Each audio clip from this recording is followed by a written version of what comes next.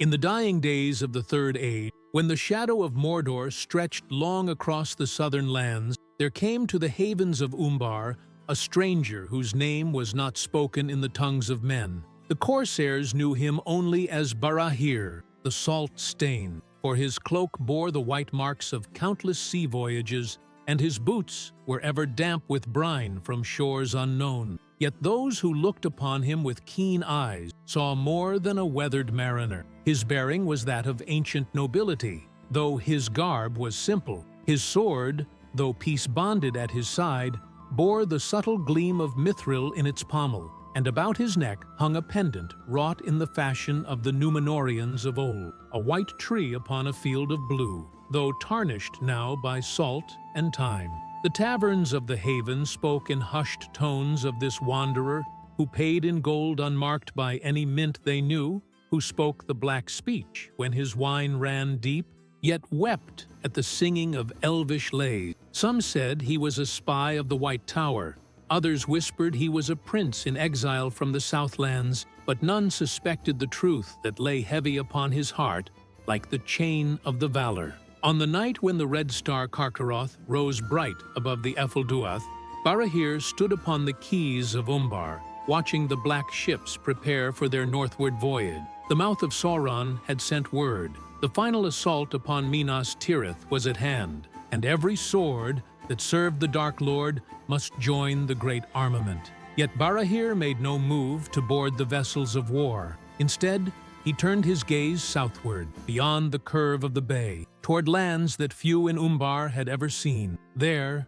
past the burning wastes of Near Harad, beyond even the golden shores of Far Harad, lay the sundering seas and islands, whose names were older than the kingdoms of men. It was there his true purpose lay, though the burden of it had driven him to wander the coasts of Middle-earth for nigh on 300 years. As the Black Fleet departed under cover of darkness, their sails pregnant with the winds of doom, Barahir sought out a different vessel, a small trading craft bound for the southern reaches. Her captain, a grizzled Southron named Asgral, asked no questions when the stranger placed a pouch of gold upon his table and spoke but one word: south. The ship slipped its moorings with the morning tide, and none in Umbar marked its passing. Yet had they eyes to see beyond the veil of the world, they might have glimpsed the true significance of that departure. For with Barahir sailed not merely another exile,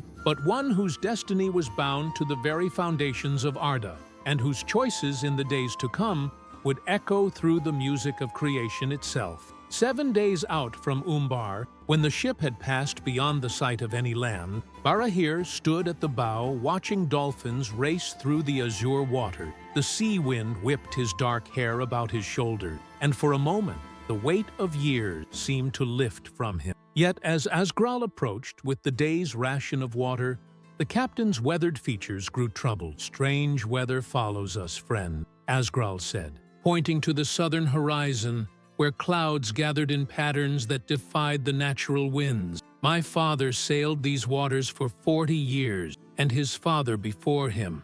Never have they told of storms that circle, but do not advance, of calms that lie in perfect rings upon the wave." Barahir's knuckles whitened where they gripped the rail. He knew too well the signs that Asgral described, for he had seen them before in places where the boundaries between the physical world and the realm of spirit grew thin. The very air seemed to whisper with voices he had hoped never to hear again, voices that called his true name, not the assumed title by which he had wandered these many years. "How far to the Lonely Isle?" he asked, though he knew the captain would not understand the reference. "Lonely Isle. There are many islands in these waters, friend, some charted, others known only in legend. The Isle of Seven Rivers lies a fortnight hence, if that is your destination. Beyond that," Asgral shrugged, "beyond that lie only the uttermost west and the paths that no mortal ship may follow." But even as he spoke these words, the old captain felt a chill, for his passenger's eyes held a light that was not entirely of the mortal world. There was grief there, and wisdom, and something else, a terrible knowledge of things that should not be known by those who dwelt east of the sea. That evening, As they sat beneath the wheeling stars, Asgrel shared his wine and spoke of the legends known to his people. He told of the great kings who had sailed westward in ages past, seeking the straight road that led beyond the circles of the world. He spoke of the Akalabeth, the downfall of Numenor, when the great island was swallowed by the sea for the pride of its king. My grandmother's grandmother claimed our line descended from those who escaped the drowning, Asgrel said, his voice growing soft with reverence. She wore about her neck a stone that glowed with inner light, and said it was a fragment of the Elendelmere, saved from the wreck of the world. At these words, Barahir's hand moved unconsciously to his own pendant, hidden beneath his sea-stained cloak. The similarity was not lost upon the captain, whose eyes grew sharp with sudden understanding. "You bear such a stone yourself, do you not?" Asgrel asked quietly. "I have seen how you touch that chain. When you think, none observe. What manner of man are you, who pays in ancient gold and seeks passage to waters that exist only in legend?" For a long moment, Barahir was silent, weighing the burden of truth against the comfort of deception. At last, he spoke, and his voice carried the weight of century. "I am one who has lived too long and remembered too much. The stone you speak of, yes, I bear such a thing, but it is no fragment of Elendel's star. It is something far older and more perilous, a thing that should have been cast into the deeps long ago, yet which I lack the strength to release." The wind died away as he spoke, and in the sudden stillness, both men could hear the sound of singing, faint and ethereal, as if from a great distance. It was not the song of sirens that lure sailors to their doom, but something far more beautiful and terrible, the voices of those who had passed beyond the circles of the world, calling to one who had been left behind. On the 13th day from Umbar, they came within sight of the Isle of Seven Rivers, its verdant peaks rising from the morning mist like the towers of some forgotten realm. The island was larger than Barahir had expected, perhaps 20 leagues from north to south, with 7 great waterfalls cascading from its mountainous heart to meet the sea in as many different bays. As their ship entered the largest harbor, Asgrel pointed to ruins visible upon the cliffs, great stones fitted together without mortar in the fashion of the elder days. The local fishermen called this place Tolfalas Glinel, the green-crowned isle, he said. They say it was once inhabited by tall men who spoke with the voices of the sea. But that was in the days of their grandfathers' grandfathers. Barahir's breath caught in his throat, for he recognized the architecture even from this distance. These were works of the Numenorians, but not of Numenor itself. Rather, they were the constructions of those first faithful who had fled westward before the shadow fell upon the great island. Here, perhaps, he might find the answers he sought. The harbor town was small but prosperous, its inhabitants a mixture of Southrons and men of mixed heritage, whose features spoke of ancient bloodline. They regarded the newcomers with curious but friendly eyes, and soon Asgrel was deep in negotiations for supplies and information about the local water. Barahir, meanwhile, made his way toward the ruins upon the cliff. The path was old but well maintained, suggesting that others still visited this place of memory. As he climbed, the pendant about his neck grew warm, and he could feel its pulse matching the rhythm of his heart. The ruins proved to be the remains of a great observatory, its central chamber dominated by a pool of dark water that reflected the sky with unnatural clarity. Around the pool's edge were carved symbols in the Tengwar script, and as Barahir read them, his face grew pale. Here lies the threshold between the straight path and the bent. Here the faithful kept watch for the return of the lost. Here the star of Arendil first appeared to those who dwelt in darkness. Let none approach who bears not the authority of the valor.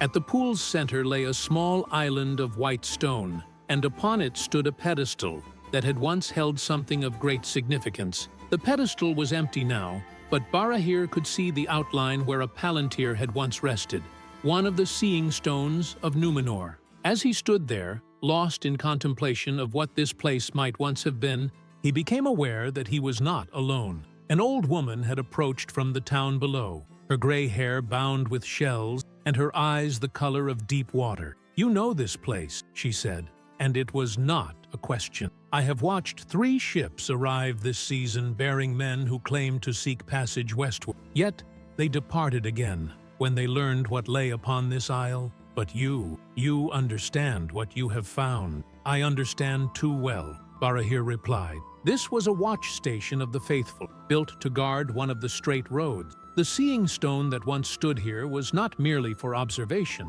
It was a beacon, calling to those who had the right to use the ancient paths. The woman nodded slowly. My people have guarded this secret for 30 generations. We are the children of those who remain when the last ship sailed west, choosing to keep faith this lonely place rather than abandon the watch. I am Nimrodal of the 7 rivers, and I have waited long for one to come who bore the signs of true authority. She gestured to the pendant that now showed clearly beneath his cloak, its blue stone pulsing with inner light in response to the power that still lingered in this ancient place. The Palantir was taken westward in the days of my great-grandmother, she continued, but its pedestal remembers what it once held and responds still to those who carry the right to command such things. Tell me, wanderer, what is it you truly seek in these waters? For I sense it is not mere passage to distant shores that drives you south.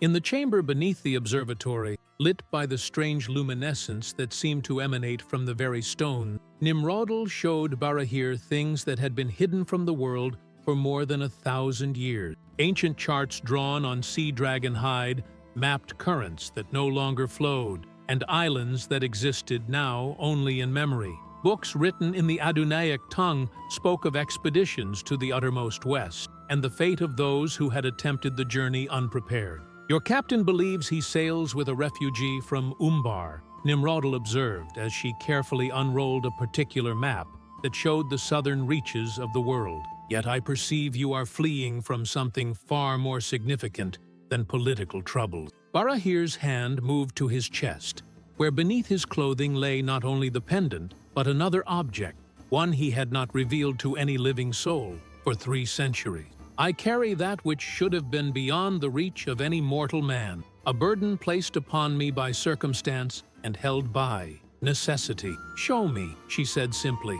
With hands that trembled slightly, Barahir drew forth a small sphere of dark crystal, perfectly smooth and shot through with veins of silver fire. The moment it was revealed, the water in the reflecting pool above began to churn, and whispers filled the air, voices speaking in languages that predated the awakening of men. Nimrodal's eyes widened in recognition and terror. A Palantir, but not one of the 7 that were given to the faithful. This is, she struggled for words, this is one of the Master Stone, is it not? One that was kept in the sacred places of the Valar themselves. It was the Ithil stone of Minas Ithil once, Barahir said heavily, but when that tower fell to shadow, the stone was changed. It became something else, a bridge not merely between places in Middle-earth, but between the world that is and the world that was, and that which is to come. Through it, I have seen things that no mortal should witness. The music of creation itself, and the discord that runs through it like a wound that will not heal. He held the stone carefully, as one might hold a viper that could strike at any moment. I took it from the ruins of Minas Ithil, when none were watching, thinking to cleanse it of Sauron's taint. But the corruption runs deeper than shadow. It has shown me visions of the Fourth Age and beyond, of the dominion of men and the fading of all that is fair. And more than this, it has shown me how to prevent it. The implications of his words hung heavy in the chamber. Nimrodal backed away from the stone, her hands raised in a gesture of warding. You speak of changing the music itself. Such power is not for mortals to wield, no matter how noble the intent. The very thought is, she paused, understanding dawning in her eyes. This is why you wander. This is why you seek the western shores. You would cast it into the undying land, where it might be unmade by those with the authority to unweave what has been corrupted. For 300 years, I have carried this burden, Barahir confirmed. For 300 years, it has whispered to me of the power it contains. I have seen how I might use it to preserve the beauty of Middle-earth, to prevent the coming age of iron and smoke. The temptation grows stronger with each passing season, and yet you resist.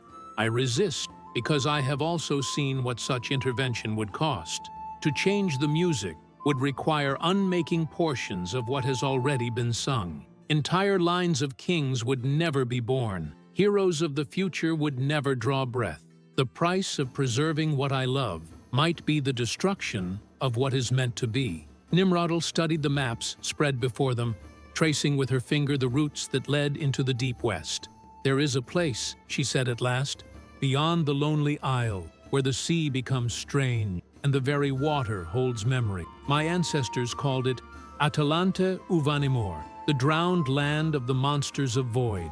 It is said that there the boundaries between all possible worlds grow thin, and things that exist only in potential may be glimpsed with the naked eye." She looked up at him with eyes that held both pity and determination.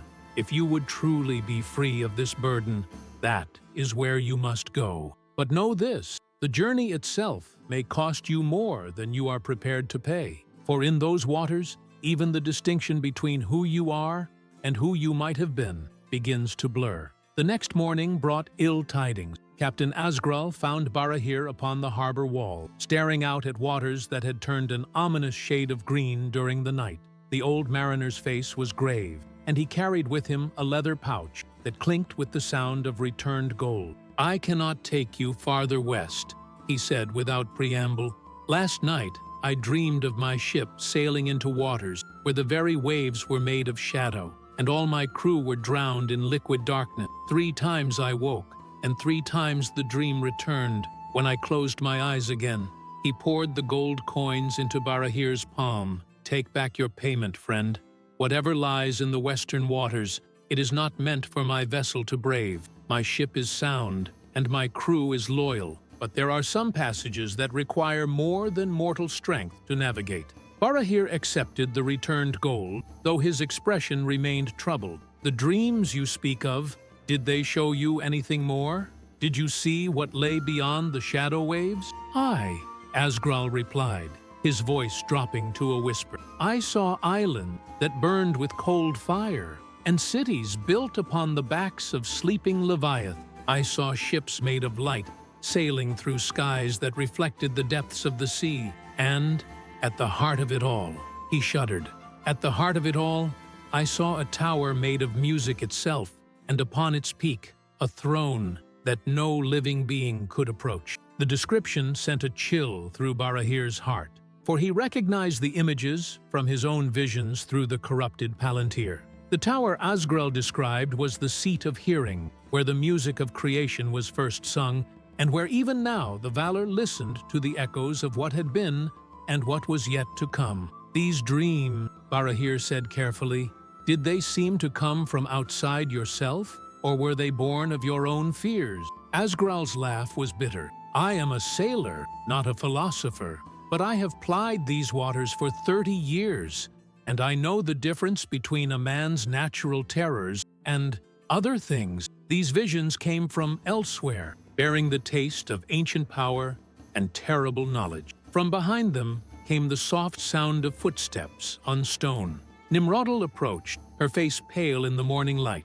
"The stone you carry," she said to Barahir, "it grows restless. Even now it reaches out, touching the dreams of all who sleep within a league of this place. If you remain here much longer, every soul on the island will share in your burden." Indeed, as Barahir looked around the harbor, he could see the signs she described. Fishermen moved sluggishly, as if burdened by dreams they could not quite remember. Children clung to their mothers' skirts, unwilling to venture far from home. Even the seabirds seemed subdued, their cries muted and melancholy. "There is another option," Nimrodel continued. "In the archives beneath the observatory, I have found mention of a ship that was built for exactly such journeys as yours. The Vingilote's sister vessel, constructed in the shipyards of Numenor itself, but never launched. She lies in a hidden harbor on the far side of the island, preserved by arts that my people have maintained for generations." A ship of Numenor? Barahir's interest was immediately engaged. One capable of sailing the straight road? So the records claim. But She requires a particular manner of crew, not mortal mariner, but those who have already passed beyond the circles of the world, yet retain some anchor to Middle Earth. In the old tongue, they were called the Uleri Kalin, the bright wraiths, spirits of the faithful dead who chose service over rest. The implications were staggering. To cruise such a vessel would require calling upon powers that had not been invoked since the elder days, summoning the spirits of those who had died in service to the light, yet remained bound to the physical world by duty unfulfilled. The cost, Barahir began. The cost would be your own mortality, Nimrodel said simply.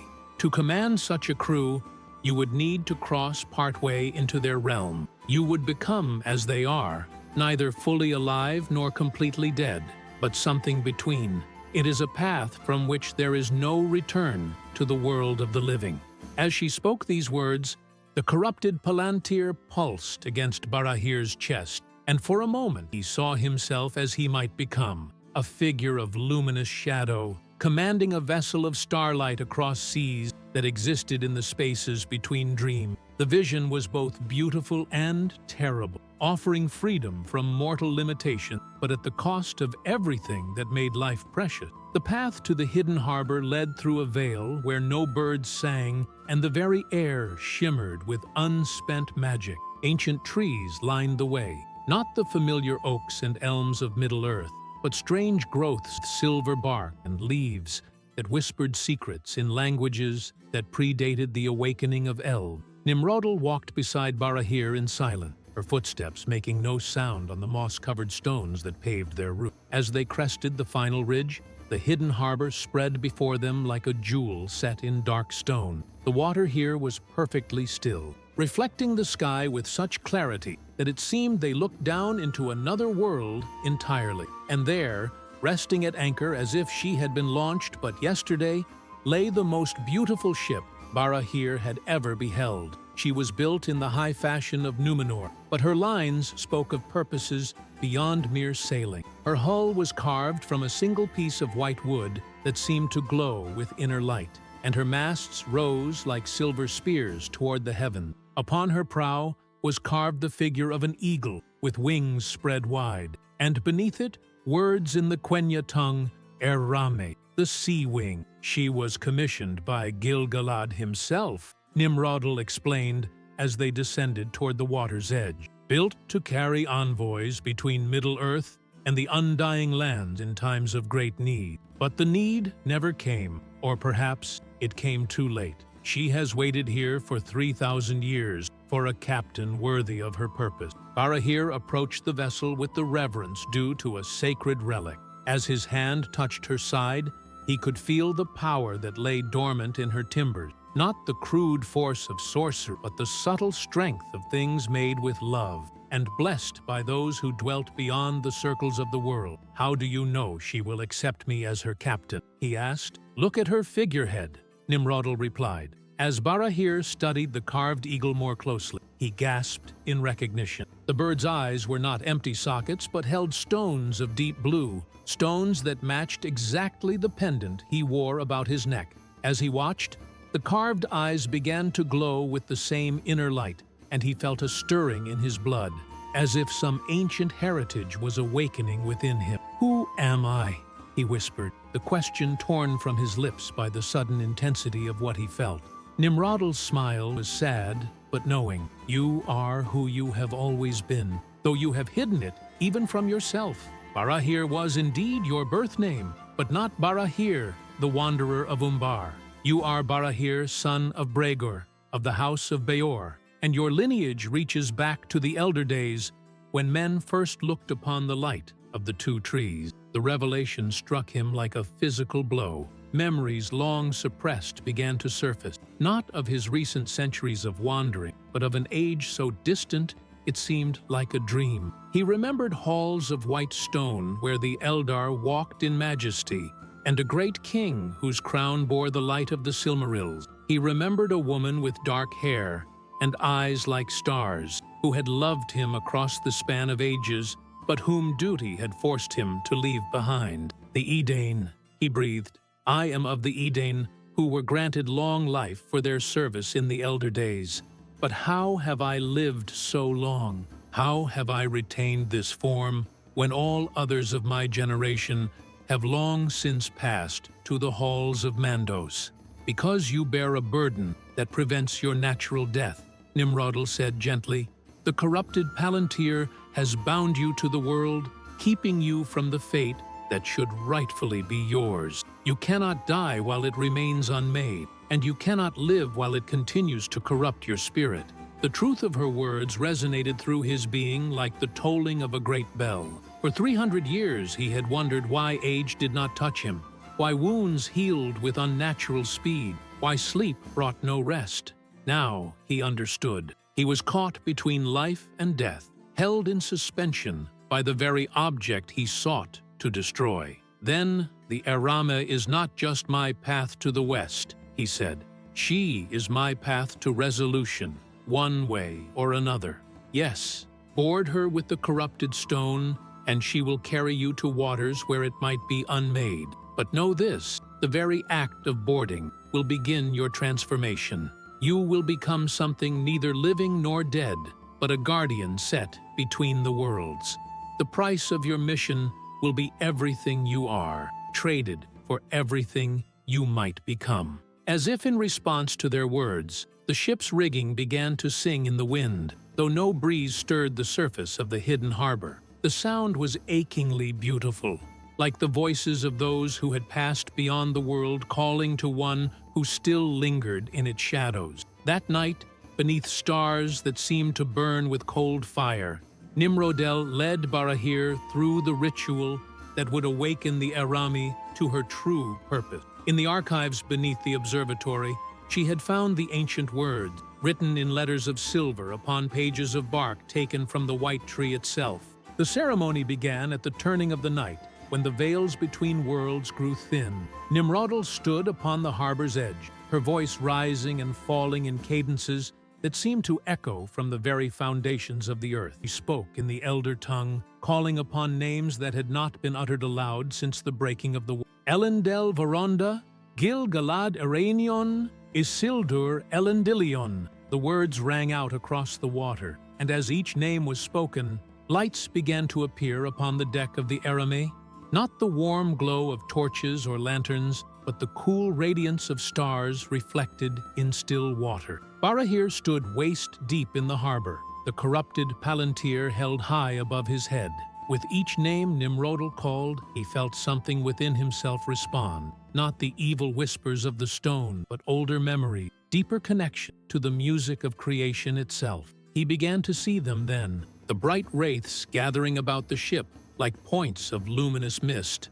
They were beautiful and terrible to behold, these spirits of the faithful dead. Their faces held the nobility of those who had chosen duty over comfort, sacrifice over safety. Some bore the features of Númenórean, others showed the proud lineage of the Edain. All were bound by oaths they had sworn in life, to serve the light, to guard against the darkness, to sail between the worlds when need was greatest.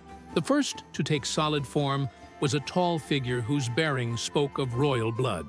His robes were white and silver, and upon his brow sat a circlet, wrought in the shape of stars. When he spoke, his voice carried the authority of kings. I am Amandil, last lord of Andunia, who sailed into the west when the shadow fell upon Númenor. Long have I waited in the halls of the sea kings for one worthy to take up this burden. Show me the stone you carry, that I might judge whether you are fit for the command. With hands that trembled only slightly, Barahir lifted the Palantir into the light of the stars. The moment it was revealed, the assembled spirits recoiled, their luminous forms flickering like candle flames in a wind. But Amandil stepped closer, his ghostly eyes studying the corruption that ran through the crystal like veins of liquid shadow. This is indeed a great evil, he pronounced at last. I have seen its like before, in the visions that came to me when I sailed the straight road. It is one of the stones of discord, created in the music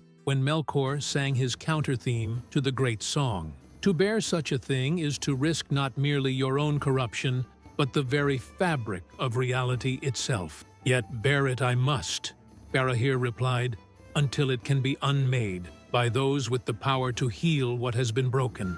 Around the ship, other spirits began to take form. Here was Elendil himself, his sword, Narsil, gleaming with starlight at his side. There stood Gil-galad, last High King of the Eldar in Middle-earth, his spear, Aglos, wreathed in silver fire. And there, most beloved of all, appeared a figure whose face Barahir recognized from dreams that had haunted him for 3 centuries. "Mithrelas," he whispered, and the elf woman turned toward him with eyes that held all the sorrow of the world. "My beloved," she said, her voice like the sound of wind through silver leaves. "I have waited for you in the halls of Mandos, but Mandos himself decreed that our reunion must be earned through the completion of your quest. Take up your burden and sail west, that we might at last find peace together in whatever lies beyond." The sight of her, beautiful and terrible in her spiritual form, nearly broke his resolve. To know that she waited for him, that their love might yet find fulfillment in realms beyond the physical world, made the temptation of the Palantir almost unbearable. How easy it would be to use its power to reshape reality, to bring her back to life, to undo the choices that had separated them for so long. But even as the thought formed, he saw the danger in her eyes, the knowledge that such use of the corrupted stone would damn them both beyond any hope of redemption. Love must not become the tool by which the music itself was broken. "I accept the command," he said formally, his words carrying across the water to where the assembled spirits stood upon the deck of the Erama. "I will bear this burden to the waters where it might be unmade, though the cost be my own life and more than life." As the words left his lips, he felt the change begin. The harbor around him grew dim, as if seen through thick glass, while the ship and its ghostly crew blazed with increasing clarity. He was crossing the threshold, leaving the world of the living for the strange realm between life and death that the bright wraiths inhabited. Dawn came gray and strange to the hidden harbor, but it was not the dawn that mortal eyes would see. For Barahir, now transformed into something between man and spirit, the light held a quality of distance, as if it shone through layers of dream and memory. The Erame rode at anchor beneath him, her deck solid under his feet, despite the ethereal nature of her crew. Nimrodel stood upon the shore, but she seemed faint and far away, her voice reaching him as if across a great chasm. "The tide turns," she called. "If you would catch the current that leads to the western paths, you must depart now, while the veils remain thin." Captain Amandil took his place at the ship's wheel, his ghostly hands sure upon the spokes. Around him, the crew of bright wraiths moved with practiced efficiency, raising sails that caught winds from beyond the circles of the world. Yet all looked to Barahir, for though Amandil commanded the vessel, it was Barahir who bore the burden that gave their mission meaning. "Where do we set our course?" Gil-galad asked, his royal bearing unmarked by his spiritual state. "The waters beyond the lonely isle hold many paths, not all of which lead to wisdom." Barahir drew forth the corrupted Palantir, feeling its weight even in his transformed state. The stone pulsed with malevolent energy, showing him glimpses of possible futures, some beautiful, some terrible, all twisted by the fundamental discord that ran through its crystal heart. "South and west," he said, reading the visions that flickered through the stone's depth, beyond the shadowy sea, past the enchanted isles, to the place where the waters of creation still remember their first song. There, if anywhere, we may find those with the power to heal what has been corrupted. The ship began to move, though no mortal wind filled her sails. She glided across the harbor with dreamlike grace, bearing her crew of spirits and their half-living captain toward waters that existed only partially in the world of the living. As they passed the harbor mouth, Barahir looked back once at Nimrodel, small and distant on the shore. "Will she remember us?" he asked Mithrelas, who stood beside him at the rail. "She will remember what needs to be remembered," his beloved replied. "But for her, we will become legend, then myth, than merely a story told to explain why the observatory pool sometimes shows visions of the deep west. The coast of the Isle of Seven Rivers fell away behind them, and soon they were sailing through waters that no living sailor had ever seen. Here the sea itself held memory. Barahir could look down through its depth and see the shadows of ships that had passed this way in ages long gone. There was Arundel's Vingelote on her first voyage to Valinor, her swan-shaped prow cutting through waves of liquid starlight. There was the ship that had carried the last Númenórean survivors from their drowning island, heavy with treasure and heavier still with grief. The Palantir grows restless, Elendil observed, pointing to where the stone pulsed with increasing frequency against Barahir's chest. Can you feel it? The corruption within responds to the power that flows through these waters. It seeks to drink of the primal forces, to grow fat on the very energies that sustain creation. Indeed, Barahir could feel the stone's hunger, like a living thing within his chest. The corrupted Palantir whispered constantly now, showing him visions of power beyond imagination, how he might bend the very currents of creation to his will, reshape the music itself to preserve all that was beautiful in Middle-earth, prevent the coming age of diminishment and loss. But alongside these temptations, he began to perceive something else. The deeper they sailed into the western waters, the clearer it became that the stone's corruption was not merely random evil, but served a specific purpose. Someone, or something, had deliberately twisted one of the master stones, turning it into a trap for the noble-hearted. The Palantir did not merely contain corruption. It was designed to corrupt, to offer power to those who would use it for seemingly good ends. There is intelligence behind this, he said aloud, and the bright wraiths gathered around him, their luminous faces grave with understanding. This is not merely a stone gone wrong, but a weapon crafted with terrible purpose. The question is, by whom? Amandal's ghostly features grew troubled. In my time upon the straight road, I learned much of the powers that move between the worlds. There are those among the Valar who walk in shadow, not out of evil intent, but from the weight of their own nature. And there are others. He paused, as if the words themselves were dangerous to speak.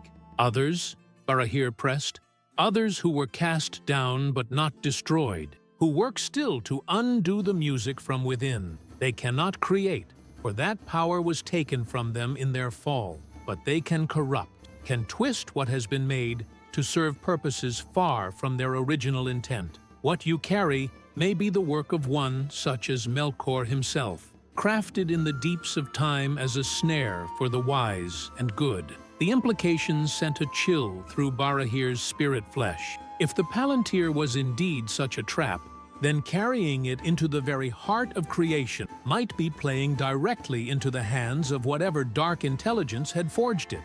Yet what choice did he have?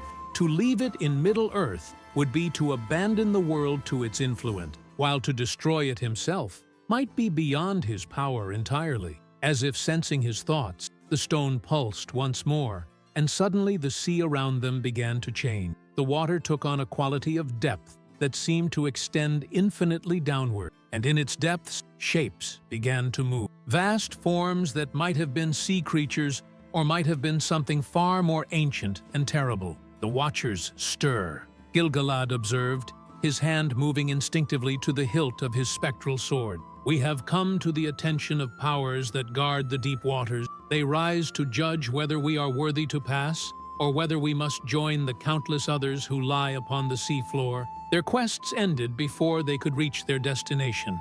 From the depths they rose, beings of such age and majesty that even the bright wraiths bowed their heads in reverence. They were not creatures in any sense that mortal minds could comprehend, but rather embodiments of the sea's own memory, vast intelligences that had witnessed the first singing of the music and had watched over the waters ever since. The first to break the surface was like unto a great whale, but fashioned of living starlight, crowned with coral that sang in harmonies older than the two trees. Its eyes, each the size of a ship's wheel, regarded the Arame and her crew with ancient wisdom. Who sails these waters bearing the song of discord? The voice came not through the air, but directly into their mind, resonating through the very fabric of their spiritual being. Who dares carry such corruption toward the heart of creation?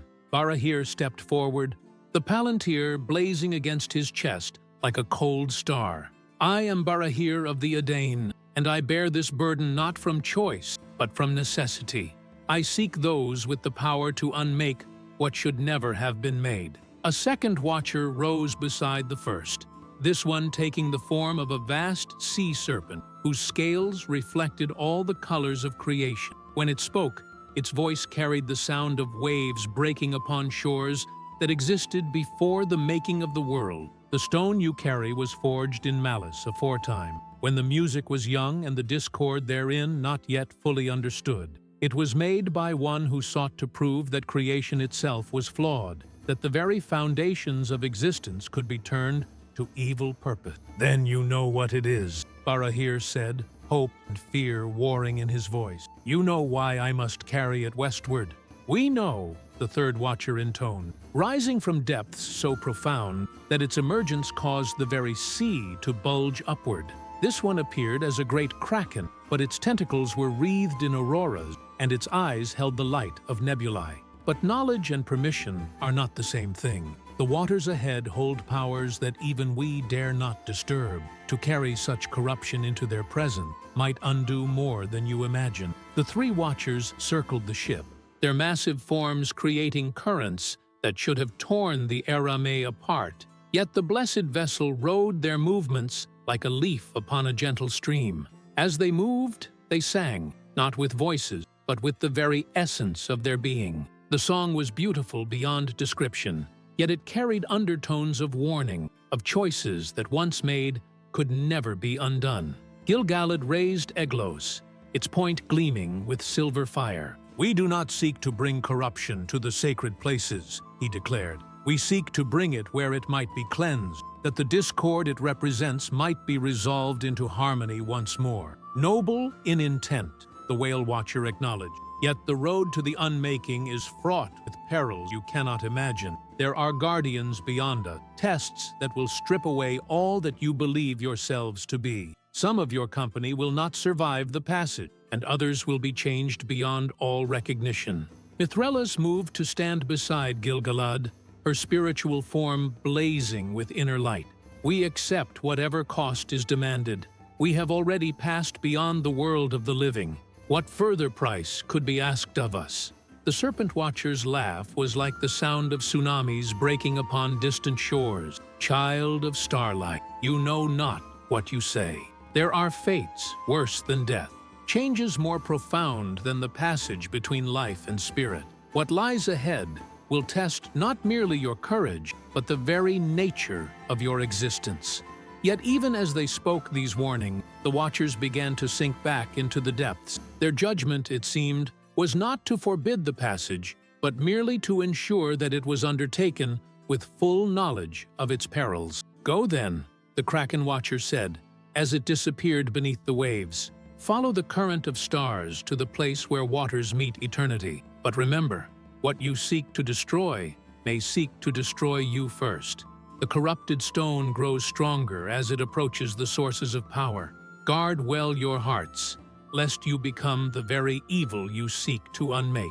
As the last of the Watchers vanished into the deeps, the sea around the Aramé began to change once more. The water took on a quality of luminescence, as if lit from within by countless tiny stars. Ahead of them, a current of pure light stretched toward the horizon. The straight road made visible, the path that led beyond the circles of the world. The current of stars, Amandel breathed, his ghostly hands gripping the wheel more tightly. I have sailed this path before, but never bearing such a burden. The very light seems to recoil from the stone you carry. Indeed, where the Palantir's influence touched the glowing current, the light dimmed and took on disturbing hues. The corruption was spreading, using the very power of the straight road to extend its reach. Time was running short. If they did not reach their destination soon, the stone might corrupt the path itself, turning the sacred route into a highway for darkness. How much farther? Barahir asked, though he feared the answer. Elendil consulted charts, that existed only in memory and spirit. Beyond the Enchanted Isles lies the Bay of Eldamar, and beyond that, the shadowy seas where reality itself grows thin. Our destination lies past all of these, in waters that touch the very foundations of creation. 3 days, perhaps 4, if the paths remain open to us. But even as he spoke, they all could feel the Palantir's growing strength, its whispers becoming louder, more insistent. The stone no longer merely showed visions of power. It began to project them into reality, creating phantom images of a Middle Earth preserved in eternal beauty, where the elves never faded and the age of men never came to pass. The temptation was almost overwhelming, for the visions showed not conquest or dominion, but preservation, the saving of all they held dear from the inevitable decay of time.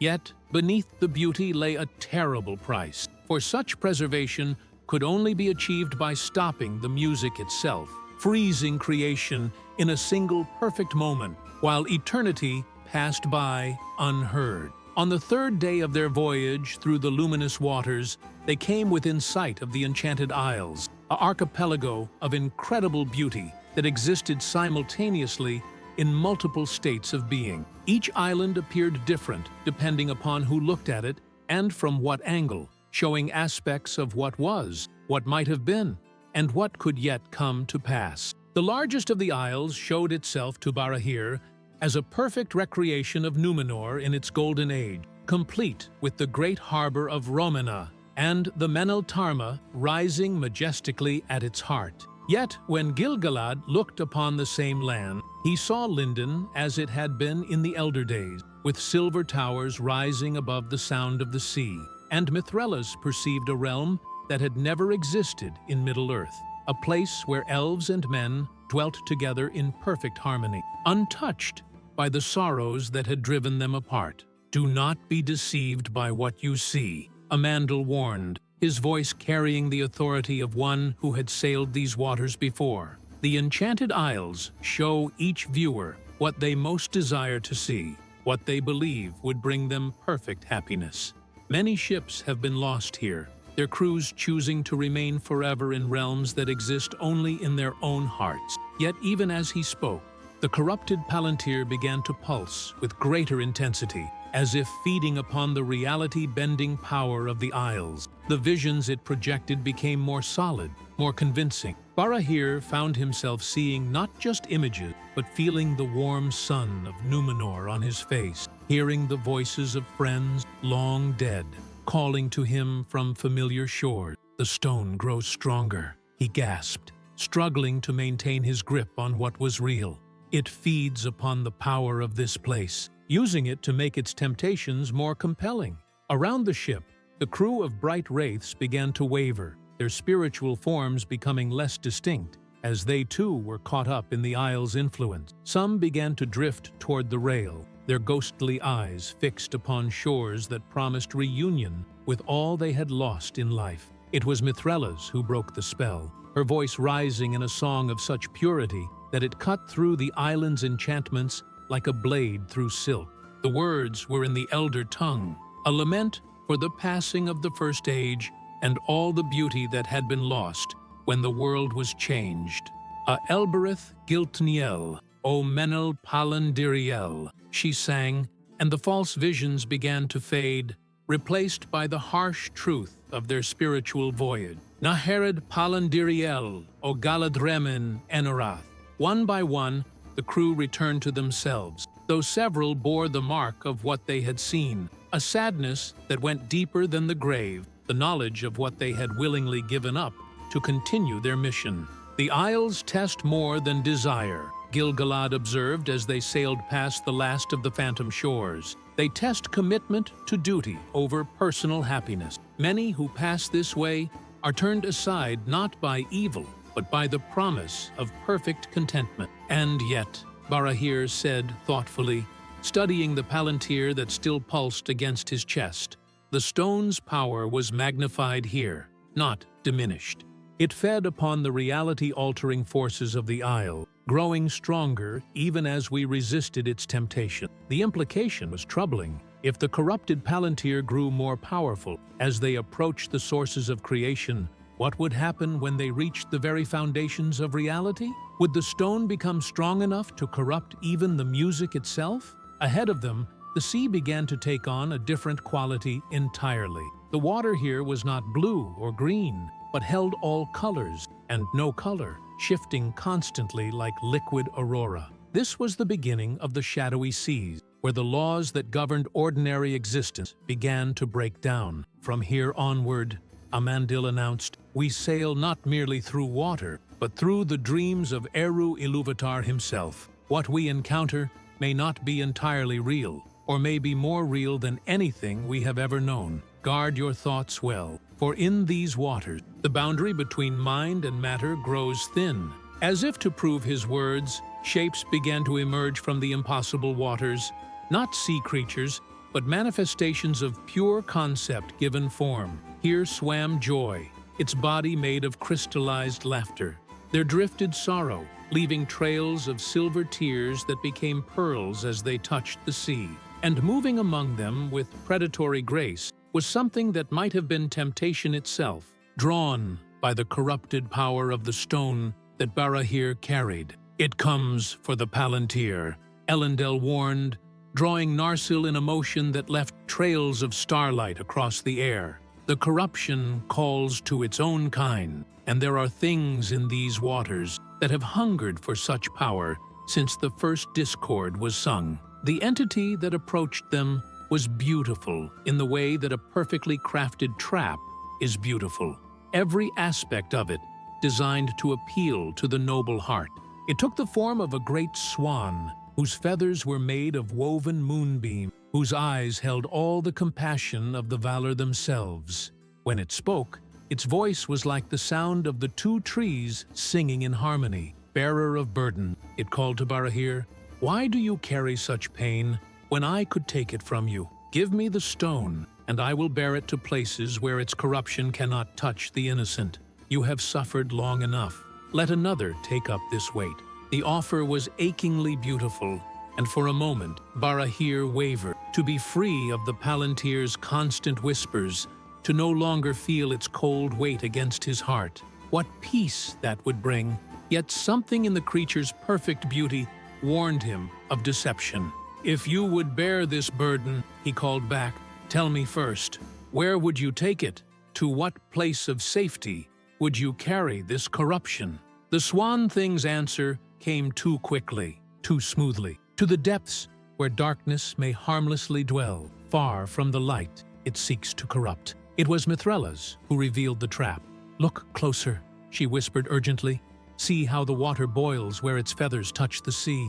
This is no benevolent spirit, but corruption itself, seeking to claim what it recognizes as kin. Indeed, as Barahir looked more carefully, he could see the truth beneath the beautiful facade.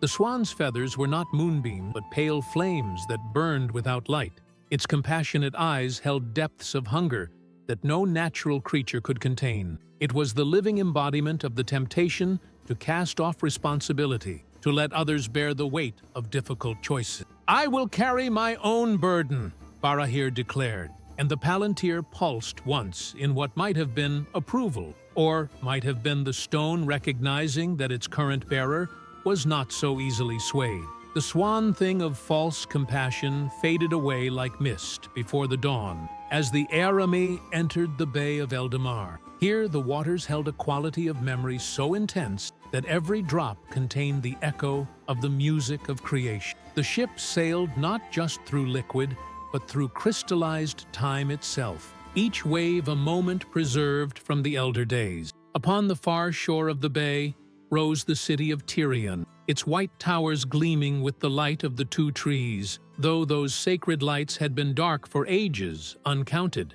Yet here, in this place that existed partially outside of time, their radiance still shone, casting shadows that fell both backward and forward through the years. I had not thought to see Eldamar again, Gil-galad whispered, his spectral form trembling with emotions that transcended the boundary between life and death. To sail these waters as one of the bright wraiths, bearing such a burden. his voice trailed off, overwhelmed by the magnitude of what they were attempting. But it was not the sight of the undying lands that brought the greatest shock to Barahir's heart.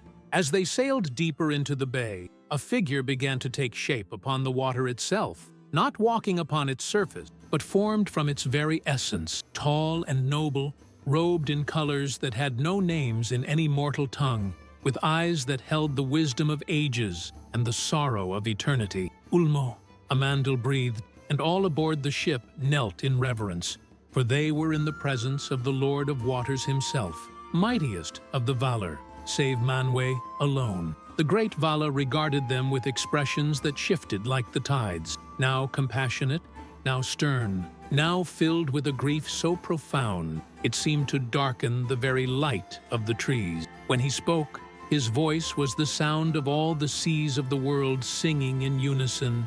Long have I watched your journey, bearer of the corrupted stone. Long have I debated whether to permit your passage to the sacred places beyond, for what you carry threatens more than you know. It threatens the very foundations upon which all existence rests. Barahir found his voice, though it seemed small and mortal in the presence of such majesty. Great Lord, I seek only to unmake what should never have been made. If there is another way, there is no other way, Ulmo interrupted, and his words carried the finality of ocean depths. Yet the path you have chosen leads not to the destruction of the stone, but to a choice that will echo through all the ages yet to come. The Vala raised his hand, and the waters of the bay became still as glass. In their mirror-like surface, images began to form, visions of such clarity and terror that even the bright wraiths gasped in amazement. They saw the truth at last. The corrupted Palantir was not merely a seeing stone gone wrong, nor even a trap laid by some ancient enemy. It was something far more significant and terrible, a fragment of the original discord that Melkor had woven into the music of creation itself.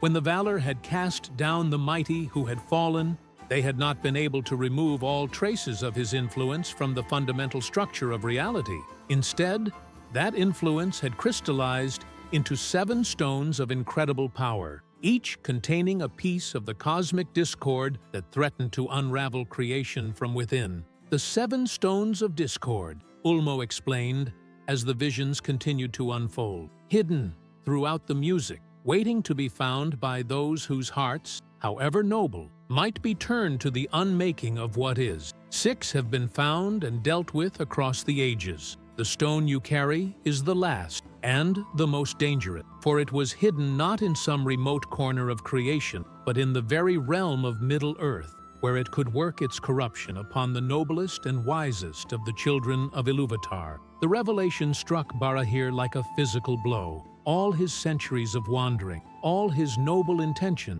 all his desire to preserve the beauty of Middle-earth, they had been anticipated, planned for, by the intelligence that had woven the discord into the music itself. Then I have been played for a fool, he said bitterly. My very virtue has been turned into a weapon against creation.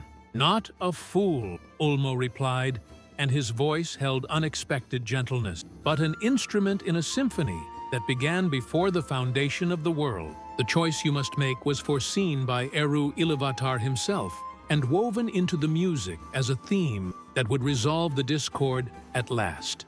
Yet it remains a choice, one that even the Creator will not make for you.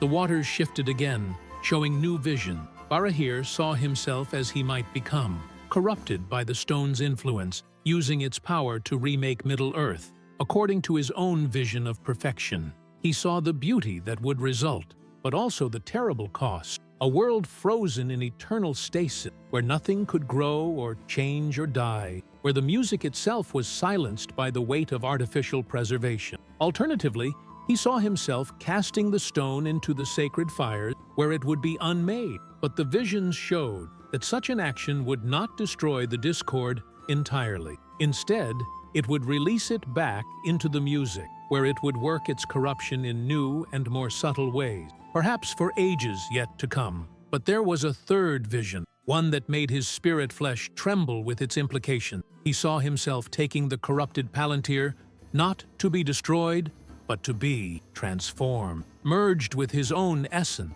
absorbed into the very fabric of his being, where the discord could be contained and gradually transformed into harmony through the power of willing sacrifice. "The choice is before you," Ulmo said as the visions faded. "Use the stone and become the very evil you sought to prevent.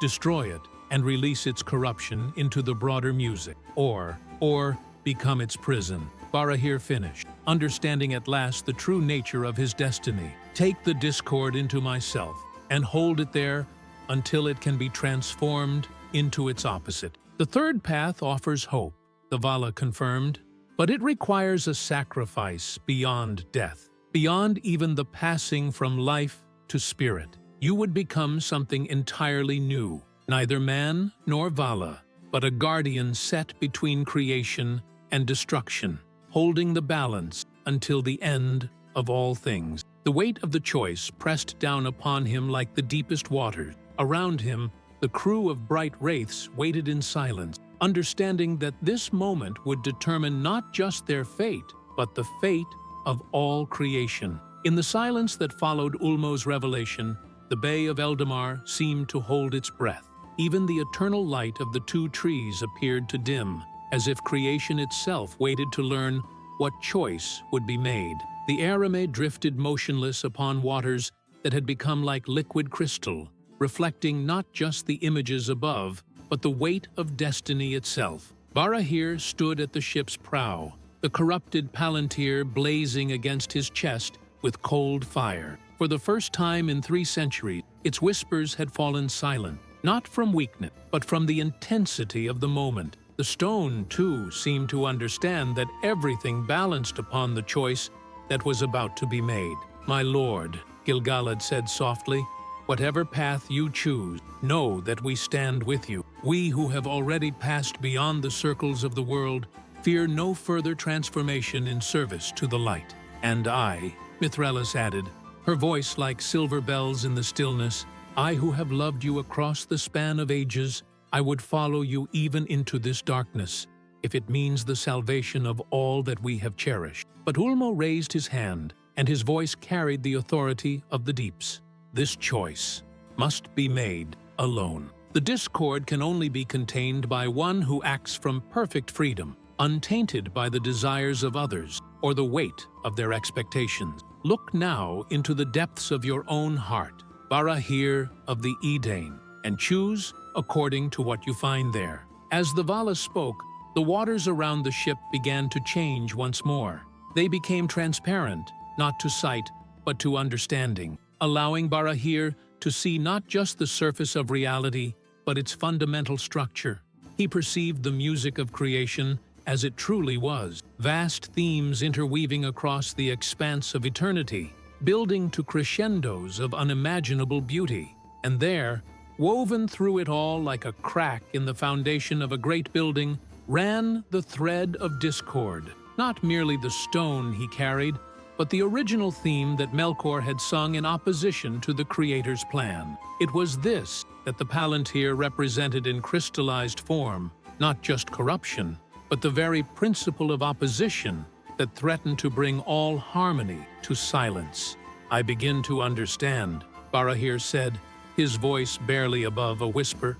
"The discord is not separate from the music, it is part of it. Melkor did not create something foreign to the Creator's plan, but sang a theme that Eru Ilúvatar himself had foreseen and allowed. The opposition, the struggle between order and chaos, creation and destruction. It is all part of a greater symphony that our finite minds cannot fully comprehend." "You see truly," Ulmo confirmed, "and now you see why the choice is so significant. The discord has played its part in the music, driving the themes to greater heights through the conflict it has created. But its time is ending. The question is how it will be resolved, through destruction, transformation, or something else entirely." Barahir closed his eyes and felt the weight of the Palantir against his chest.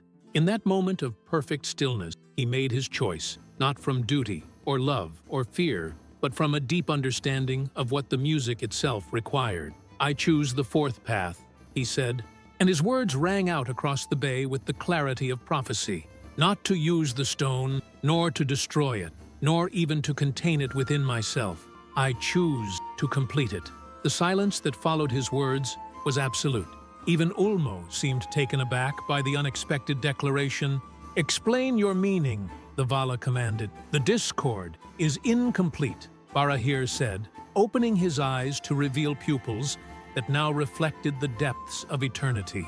Melkor sang his theme in opposition to the Creator's music, but he sang only half of what was needed. The discord requires resolution, not through destruction, but through completion. I will take the stone not to contain its corruption, but to sing the answering theme, to provide the harmony that transforms dissonance into a richer, more complex beauty than either could achieve alone. As he spoke, the Palantir began to change. The veins of shadow that had run through it like cracks started to pulse with new light.